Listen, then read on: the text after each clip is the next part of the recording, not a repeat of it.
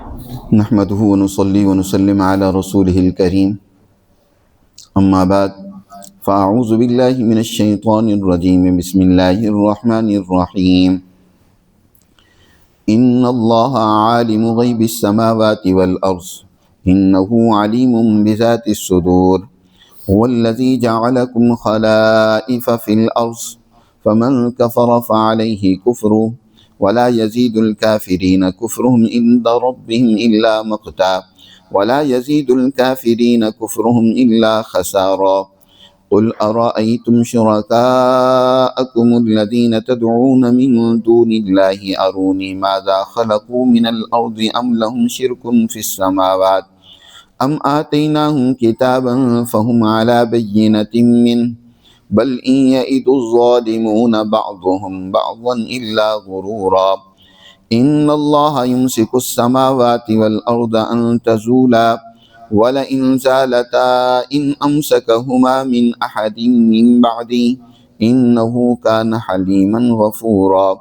وأقسموا بالله جهد أيمانهم لئن جاءهم نذير ليكونن أهدى من إحدى الأمم فلما جاءهم نذير ما زادهم إلا نفورا استكبارا في الأرض ومكر السيء ولا يحيق المكر السيء إلا بأهله فهل ينظرون إلا سنة الأولين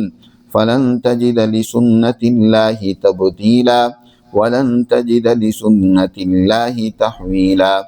أولم يسيروا في الأرض فينظروا كيف كان عاقبة الذين من قبلهم وكانوا أشد منهم قوة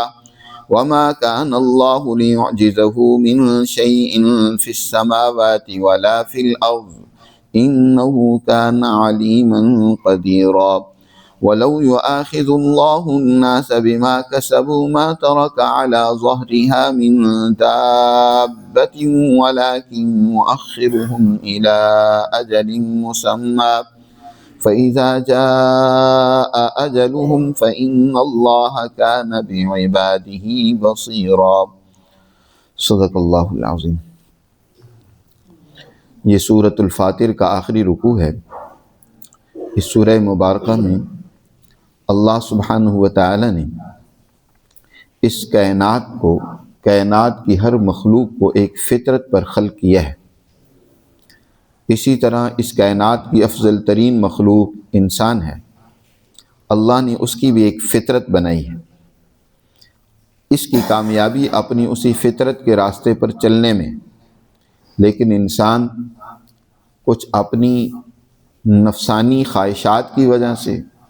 کچھ جو اس کا دشمن شیطان ہے اس کے دھوکوں کی وجہ سے، یہ فطرت کے راستے کو چھوڑ کر اللہ سے دن بدن دور ہوتا چلا جاتا ہے، ظلم کا ارتکاب کرتا ہے، کفر اور ناشکری کا راستہ اختیار کرتا ہے، اور اس طریقے سے دنیا میں بھی یہ اللہ کے احکامات اور قوانین کا مقابلہ کر کے اللہ کے غضب کا شکار ہوتا ہے، اور اس کا نتیجہ یہ نکلتا ہے کہ دنیا میں بھی اس کے عذاب میں، اس کی سزا میں گرفتار ہوتا ہے، اور آخرت میں بھی اس کے لیے سزا ہے۔ اللہ نے اس انسان کو اس سورہ مبارکہ میں 3 جگہ پر یا ایھا الناس یعنی انسانوں کو مخاطب کر کے اس کو فطرت پر چلنے کی ہدایت کی ہے کہ فطرت کے راستے کو اختیار کر۔ اس آخری رکوع میں بھی اللہ نے فطرت کا راستہ ہی کامیابی کا راستہ ہے جو اللہ نے دین اسلام شریعت مطہرہ کی صورت میں انسان کو عطا کیا ہے۔ یاد رکھیں، ہر چیز کی جو فطرت ہے اللہ نے اس کی ہدایت اور رہنمائی بھی دی ہے۔ انسان کی جو فطرت کا راستہ ہے تو اس فطرت کو دکھلانے کے لیے، اس کی رہنمائی کرنے کے لیے، اس کی تعلیم و تربیت دینے کے لیے اللہ نے کتابیں اور اپنے ہادیوں رسولوں کو بھی مبعوث فرمایا ہے۔ تو اس آخری رکوع میں اللہ نے پھر دلائل سے اس حقیقت کو واضح کیا ہے کہ دیکھو، جو اللہ نے تمہاری رہنمائی کے لیے تعلیم اتاری ہے اور اپنے نبی صلی اللہ علیہ وسلم کو تمہاری رہنمائی کے لیے مبعوث کیا ہے، انہی کی اتباع اور پیروی میں ہی تمہاری دونوں جہانوں کی کامیابی ہے۔ اللہ وہ ذات ہے جس کے علم میں کائنات کی ہر چیز ہے، آسمان ہو یا زمین ہو، آسمان و زمین کی کوئی مخلوق ہو، وہ اللہ سے چھپی ہوئی نہیں ہے۔ ان اللہ عالم غیب السماوات والارض، آسمان و زمین کی چھپی باتوں کا وہ جاننے والا ہے، وہ تو انسانوں کے دلوں کے بھیدوں تک کو جانتا ہے۔ انہ علیم بذات الصدور، بے شک انسان کے دل میں کیا بیت رہی ہے، کیا گزر رہا ہے، کیا وہ سوچ رہا ہے، اس کو بھی وہ جانتا ہے۔ انہ علیم بذات الصدور۔ تو اس ذات نے انسانیت کے لیے اس کی ہدایت اور رہنمائی کا ایک پروگرام اسے عطا کیا ہے، اور اس نے اس انسان کو اس زمین میں اپنا خلیفہ اور نائب بنایا ہے کہ یہ اللہ کا نمائندہ بن کر، اللہ کا بندہ بن کر اس کائنات کے اندر زندگی گزارے۔ لیکن یہ انسان اپنی اس جانشینی اور خلافت کا حق ادا کرنے کی بجائے الٹا اس کے خلاف چلتا ہے، وہی شیطانی کردار ادا کرتا ہے جو اس انسان سے پہلے اس زمین میں بسنے والے شیطانوں کا کار تھا، کام تھا، فساد مچانا، ظلم کرنا، قتل و غارت گیری کرنا، وہی یہ انسان کر رہا ہے۔ تو فرمایا هو الذی جعلکم خلائف فی الارض، وہ اللہ ہی ہے جس نے تمہیں زمین میں خلیفہ بنایا، اپنا جانشین بنایا، انسان کو اپنا جانشین اور خلیفہ بنایا۔ جیسے اس کی تخلیق کے وقت ہی اللہ نے دیگر مخلوقات پر یہ بات واضح کر دی تھی کہ انی جاعل فی الارض خلیفہ، کہ میں ایک ایسی مخلوق پیدا کر رہا ہوں جسے میں زمین میں اپنا خلیفہ بناؤں گا۔ تو انسان کو زمین میں خلافت عطا کی ہے، اور اس کے لیے جس صلاحیت اور جس استعداد کی ضرورت تھی وہ بھی اس کو عطا کر دی ہے۔ لیکن اب یہ کیا کرتا ہے، بجائے اللہ کا شکر ادا کرنے کے، اس خلافت کی ذمہ داریوں کو پورا کرنے کے، ناشکری کرتا ہے، کفر کرتا ہے، اللہ کی تعلیمات کا انکار کرتا ہے۔ تو یہ یاد رکھے فمن کفر فعلیہ کفر، جو بھی کفر کرے گا، اللہ کی تعلیمات کا انکار کرے گا، تو اس کا وبال اسی پر آئے گا، اس کفر کی سزا اسے ہی بھگتنی ہوگی۔ ولا یزید الکافرین کفرهم عند ربهم الا مقتا ولا یزید الکافرین کفرهم الا خسارا، کافروں کا ان کا جو کفر ہے ان کے رب کے ہاں اور ناراضگی میں اور اضافہ کر دیتا ہے۔ اس کفر کی وجہ سے وہ اللہ کے غضب کا شکار ہو جاتے ہیں، اللہ کے مقت کے مستحق ہو جاتے ہیں، اور اس کفر کی وجہ سے وہ مزید خسارے اور نقصان میں ہی جا رہے ہیں۔ ولا یزید الکافرین کفرهم الا خسارہ، کافروں کو ان کا کفر خسارے میں، نقصان میں ہی بڑھا رہا ہے۔ قل ارأیتم شرکاءکم الذین تدعون من دون اللہ، انسان کی بھی کم عقلی کی انتہا ہو جاتی ہے کہ اپنی جیسی مخلوق یا اپنے سے بھی کم تر مخلوق سے تو ڈرتا ہے، لیکن اللہ سے نہیں ڈرتا۔ اللہ سبحانہ و تعالی جو اس قدرت کا مالک ہے، جو اس علم محیط کا مالک ہے، جو اس انسان کا خالق ہے، اس کائنات کا خالق ہے، اس سے نہیں ڈرتا، اس پر اعتماد نہیں کرتا۔ لیکن دیگر کئی ایک خدا اس نے بنا رکھے ہیں، کوئی اللہ کے ہاں سفارشی بنا رکھا ہے، کسی کو خدا کا درجہ دے رکھا ہے۔ تو انسان کو ذرا تنبیہ کرتے ہوئے اس سے مطالبہ کیا جا رہا ہے کہ ذرا غور کر کے بتاؤ، قل ارأیتم شرکاءکم الذین تدعون من دون اللہ، اے پیغمبر فرما دیجئے کیا تم غور و فکر نہیں کرتے کہ تمہارے وہ شرکاء جن کو تم اللہ کے سوا پکارتے ہو، ذرا غور کر کے مجھے بتلاؤ، ارونی ماذا خلقوا من الارض، زمین میں سے کوئی گوشہ انہوں نے پیدا کیا ہو، ان کے پاس اتنی طاقت ہو کہ زمین کا کوئی جزیرہ، کوئی حصہ، کوئی زمین کی چیز انہوں نے پیدا کی ہو، من الارض، زمین میں سے کچھ بھی پیدا کیا انہوں نے۔ ام لہم شرک فی السماوات، یا آسمانوں کی تخلیق میں ان کی کوئی شرکت ہو، کہ آسمان جب بن رہا تھا، اتنا وسیع خیمہ تن رہا تھا، تو انہوں نے اس کے بنانے میں کوئی مشورہ دیا، کوئی نقشہ پیش کیا، یا کوئی ستارہ ہی انہوں نے تیار کر کے اس میں لٹکا دیا ہو۔ ام لہم شرک فی السماوات، ام آتیناہم کتابا فہم علی بینۃ من، یا ان کے پاس کوئی کتاب ہو جس کی بنا پر وہ واضح اس کی دلیل ان کے پاس ہو اور اس کی بنا پر وہ کفر و شرک کا راستہ اختیار کر رہے ہیں، تو کیا کوئی ان کے پاس کتاب، پہلی کوئی الہامی کتاب، آسمانی کتاب، کوئی اللہ کا لکھا ہوا خط ان کے پاس ہو؟ فہم علی بینۃ من، اللہ سبحانہ و تعالیٰ آگے اس کا خود ہی جواب دیتے ہیں کہ ان ظالموں کے پاس ان میں سے کیا ہوگا؟ کچھ بھی نہیں ہے، یعنی بغیر کسی ثبوت، سند، طاقت و قوت کے یہ ظالم لوگ محض دھوکہ ایک دوسرے کو دے رہے ہیں۔ بل ان یعد الظالمون بعضهم بعضا الا غرورا، بلکہ بات اصل یہ ہے کہ ظالم ایک دوسرے کو دھوکہ دے رہے ہیں، جھوٹے وعدے دے رہے ہیں، محض خواہشات ان کے دلوں میں بھڑکاتے ہیں۔ پہلے لوگوں کی باتیں چلی آ رہی ہیں کہ جی ہمارے آبا و اجداد یوں کرتے چلے آ رہے تھے، یہ ہمارے خدا ناراض ہو گئے تو ہمارا نقصان ہو جائے گا۔ کوئی حقیقت نہیں ہے، کوئی دلیل نہیں ہے، کوئی سچائی ان کے پاس نہیں ہے، محض خواہشات ہیں یا گڑنتو باتیں ہیں جو ان کے پاس چلے آئے۔ آسمان و زمین کا بنانا تو ایک طرف رہا، اگر یہ کائنات، اس کا یہ نظام جو چل رہا ہے، اس میں کچھ خرابی واقع ہو جائے، آسمان اور زمین اپنے مقام سے ذرا ہٹ جائیں، تو اللہ کے سوا کون ہے جو ان کو اپنی مرکز میں روکے رکھے، اپنے مرکز میں قائم دائم رکھے؟ کون ہے اللہ کے سوا؟ کیا یہ کر سکتے ہیں کہ ذرا جب اس میں کچھ دراڑ پڑ رہی ہو، زلزلہ آ رہا ہو، آسمان میں بارشیں نہ ہو رہی ہوں، یا کوئی اور اس کائنات کے اندر ناگہانی اللہ کی طرف سے کوئی فیصلہ ہو رہا ہو اور یہ اس کو روک لیں، یا آسمان و زمین کو اپنی جگہ سرکنے سے روک لیں؟ کوئی نہیں۔ ان اللہ یمسک السماوات والارض ان تزولا، بے شک اللہ ہی آسمان و زمین کو روکے ہوئے اور تھامے ہوئے ہے ان کی اپنی جگہ سے ہلنے اور ہٹنے سے۔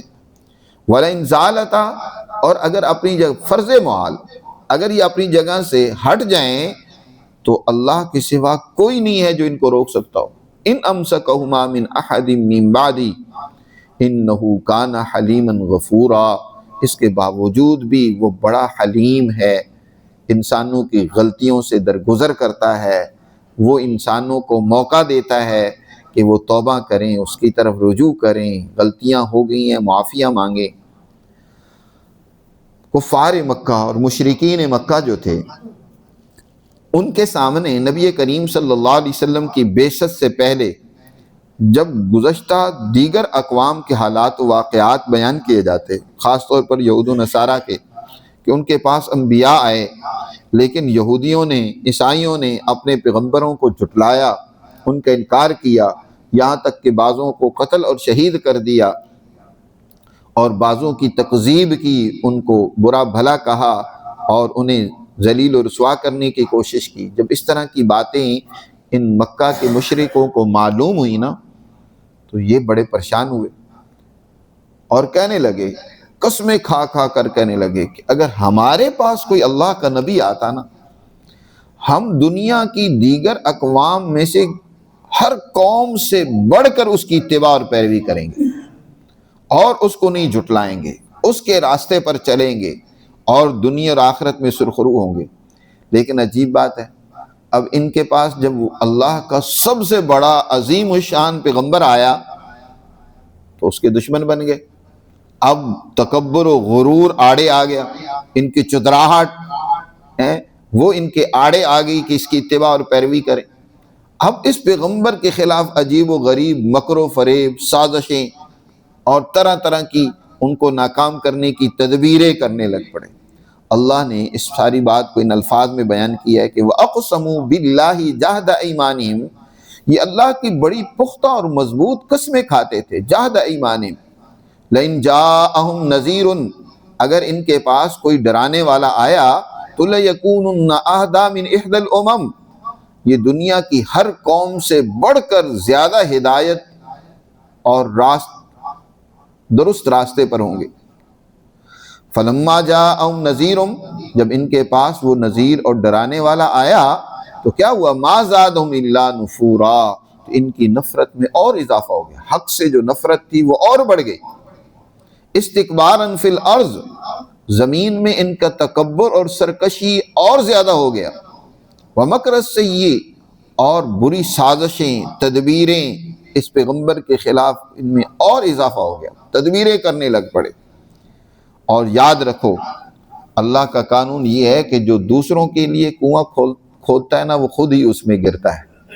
جو دوسروں کے لیے تدبیریں کرتا ہے، بری تدبیریں کرتا ہے، بری چالیں چلتا ہے، نقصان اس کو خود ہی اٹھانا پڑتا ہے۔ وَلَا يَحِيقُ الْمَكْرُ السَّيِّئُ إِلَّا بِأَهْلِهِ، اور بری تدبیریں وہ نہیں لوٹ کر آتی مگر ان تدبیریں کرنے والوں کی طرف ہی، یعنی انہی کو اس کا نقصان پہنچتا ہے۔ ان کافروں نے بڑی بڑی تدبیریں کی، نبی کریم صلی اللہ علیہ وسلم سے لوگوں کو دور رکھنے کے لیے حضور کے خلاف کیا کیا پروپیگنڈے کیے کہ کوئی ان کی بات نہ سنے۔ کبھی کہا کہ یہ پاگل ہو گیا الیاذ باللہ، کبھی کہا یہ جادوگر ہیں، کبھی شاعر کہا، کبھی کچھ کہا، تاکہ لوگ ان سے دور رہیں، کوئی ان کی بات نہ سنے۔ لیکن جتنا حضور کے خلاف یہ پروپیگنڈا کرتے تھے، اتنی حضور کی شہرت زیادہ ہوتی چلی جاتی تھی۔ ہر سنجیدہ انسان حضور صلی اللہ علیہ وسلم کی بات سننے کے لیے وہ قریب آتا تھا، بات تو ان کی سنے، اور وہی بات جب سنتا تھا تو وہ ان کافروں کو جھٹلاتے تھے کہ یہ کیسے بے وقوف اور احمق ہیں کہ ایسے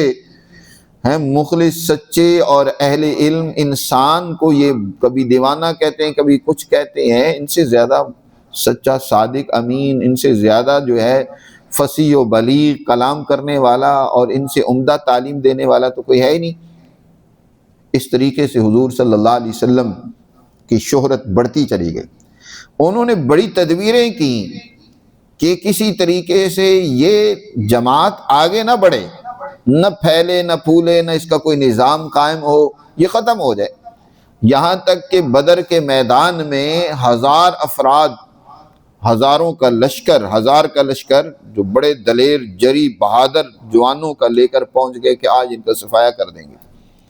لیکن وہاں بھی ساری تدبیر الٹی ان پر ہی پڑی، یہی ناکام ہوئے، ذلیل و رسوا ہوئے، وہ سردار ان کے مارے گئے، پکڑے گئے، باقی تتر بتر ہوئے، بھاگے، راہ فرار اختیار کیا۔ ہر موقع پر جو بھی انہوں نے تدبیر کی اس کا نقصان انہی کو اٹھانا پڑا۔ صلح حدیبیہ کے موقع پر حضور صلی اللہ علیہ وسلم نے ان سے صلح کی، جس میں بعض شرائط جو بظاہر ان کے حق میں تھیں، اور یہ بڑے خوش تھے کہ ہم نے محمد سے اپنے مطلب کی شرطیں منوا لی ہیں، اور انہوں نے معاہدہ کیا، لیکن وہی تدبیریں الٹی ان کے خلاف پڑ گئیں۔ صلح حدیبیہ پہ یہ کہنے لگے، انہوں نے ایک معاہدہ کیا، ایک بات، یہ شرط میں یہ رکھی کہ ہمارا کوئی آدمی مدینہ میں آئے گا تو آپ واپس کر دیں گے، اگر آپ کا کوئی آدمی ہمارے پاس آ گیا تو ہم واپس نہیں کریں گے۔ اب یہ شرط بظاہر بڑی مشکل تھی، حضور صلی اللہ علیہ وسلم نے اس کو بھی قبول کر لیا کہ کوئی مسلمان ہو کر مدینہ آ بھی جائے۔ اب ظاہر ہے مسلمان جو مدینہ آتا تھا تو اس دور میں اسلام کوئی آسان کام نہیں تھا، اس کے لیے بڑی تکلیفیں جھیلنی پڑتی تھیں، مشقتیں، خاندان کی مخالفتیں، دوسروں کی، سرداروں اور چودھریوں کی مخالفتیں، اور سب گھر بار چھوڑنا پڑتا تھا۔ تو کوئی اتنی مشقت کر کے ہجرت کر کے آ بھی جاتا پھر اس کو واپس کرنا پڑتا، جیسے حضرت ابو بصیر، حضرت ابو جندل، یہ صحابہ ہجرت کر کے آئے اور حضور صلی اللہ علیہ وسلم کو اس معاہدے کے تحت انہیں واپس کرنا پڑا، حضور نے واپس کر دیے۔ اور ان حضرات نے حضور صلی اللہ علیہ وسلم سے کہا کہ اللہ کے رسول آپ نے تو ہمیں واپس کر دیا ہے، اب آگے ہم ان کے حوالے ہیں، ہماری مرضی ہم جو کریں۔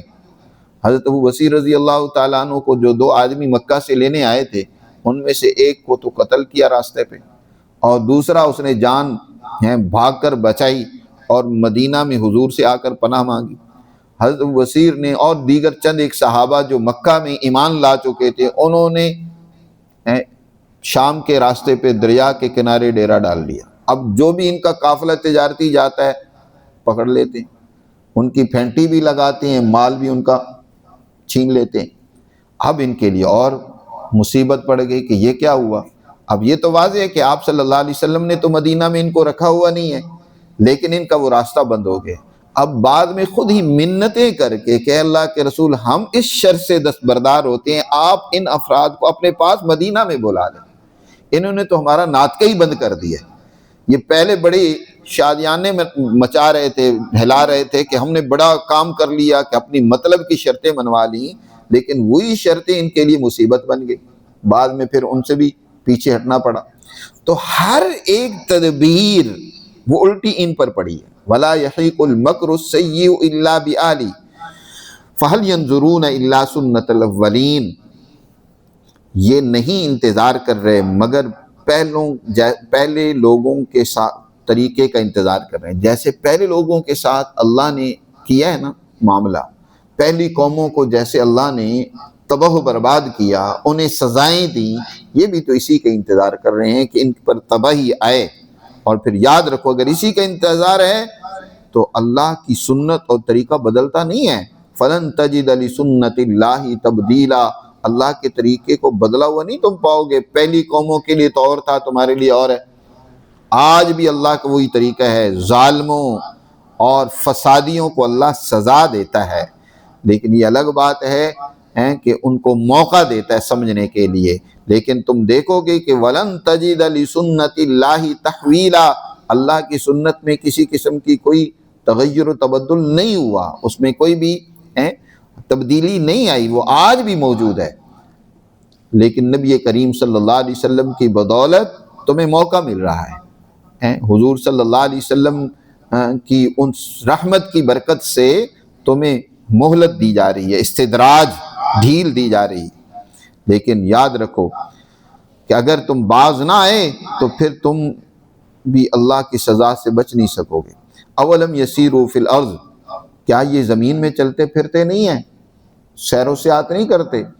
شام میں بھی جاتے ہیں، دوسرے علاقوں میں بھی جاتے ہیں، ذرا دیکھیں تو صحیح، فینظروا کیف کان عاقبۃ الذین من قبل،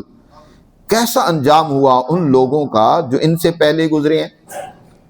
راستے پہ قوم سمود کی بستیاں آتی ہیں، دیگر اقوام کی بستیاں علاقے ان کے سامنے ہیں، یمن میں جاتے ہیں، وہاں قوم سبا کے ان کے سامنے ان کے جو کھنڈرات اور ان کی وہ تباہ شدہ چیزیں موجود ہیں۔ وَكَانُوا أَشَدَّ مِنْهُمْ قُوَّةً، وہ ان سے طاقت میں کئی گنا بڑے ہوئے تھے، وسائل ان کے پاس بہت زیادہ تھے، افرادی طاقت بھی بہت زیادہ تھی، قوت جسمانی بھی بہت زیادہ تھی۔ لیکن وَمَا كَانَ اللَّهُ لِيُعْجِزَهُ مِنْ شَيْءٍ فِي السَّمَاوَاتِ وَلَا فِي الْأَرْضِ، اللہ کو زمین و آسمان میں سے کوئی چیز ایسی نہیں ہے جو اسے عاجز کر سکے اپنے فیصلوں کو نافذ کرنے سے، کوئی بھی اللہ کو عاجز اور بے بس نہیں کر سکتا۔ وَمَا كَانَ اللَّهُ لِيُعْجِزَهُ مِنْ شَيْءٍ فِي السَّمَاوَاتِ وَلَا فِي الْأَرْضِ إِنَّهُ كَانَ عَلِيمًا قَدِيرًا، بے شک اللہ سب کچھ جاننے والا ہے اور ہر چیز پر قدرت رکھنے والا ہے۔ اب سوال یہ ہے کہ پھر اللہ تعالیٰ کیوں نہیں ان کو سزا دے رہا؟ ان ظالموں نے تو اللہ کے عظیم الشان پیغمبر کو بھی ستایا، یا آج کے دور میں بڑے بڑے ظالم ہیں، ظلم کی انتہا ہو گئی، قتل انسانیت بڑھتا چلا جا رہا ہے، انسانیت سسک رہی ہے، بچے بلا رہی ہیں، غزہ کی داستان دیکھیں، اور دنیا بھر میں بڑے بڑے مظالم ڈھائے جا رہے ہیں، لیکن ظالموں کو فوراً نہیں پکڑا جا رہا، کیا وجہ ہے؟ اللہ نے اس سوال کا بھی جواب دیا، فرمایا وَلَوْ يُؤَاخِذُ اللَّهُ النَّاسَ بِمَا كَسَبُوا، اگر اللہ ان کا مواخذہ کرتا ان کے کرتوتوں کی وجہ سے، فوراً اللہ تعالیٰ ان کی گرفت کرتا، تو مَا تَرَكَ عَلَى ظَهْرِهَا مِن دَابَّةٍ، تو تمہیں اس زمین پر کوئی دابہ، کوئی چوپایا، کوئی انسان نظر نہ آتا۔ اللہ فوراً گرفت کرتا تو کسی کو بھی عَلَى ظَهْرِهَا اس زمین پر باقی نہ چھوڑتا، جی۔ لیکن بات یہ ہے کہ وَلَٰكِن يُؤَخِّرُهُمْ إِلَىٰ أَجَلٍ مُّسَمًّى، اللہ تعالیٰ ان کو مہلت اور ڈھیل دے رہا ہے ایک وقت مقررہ تک کے لیے۔ ہر قوم کا ایک وقت مقرر ہے، جب وہ اس حد کو پہنچ جائے، اس وقت مقررہ تک پہنچ جائے، ظلم کی بھی ایک انتہا ہوتی ہے، تو پھر اس قوم پر اللہ کا عذاب آتا ہے، وہ دنیا میں ذلیل ہوتی ہے، رسوا ہوتی ہے، دنیا میں بھی اور آخرت میں بھی۔ اور اگر کچھ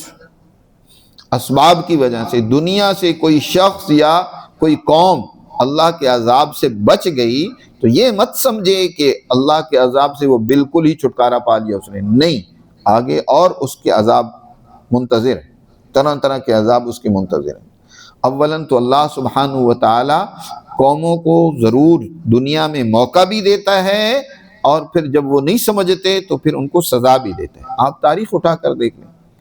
ہر عروج کے لیے زوال ہے،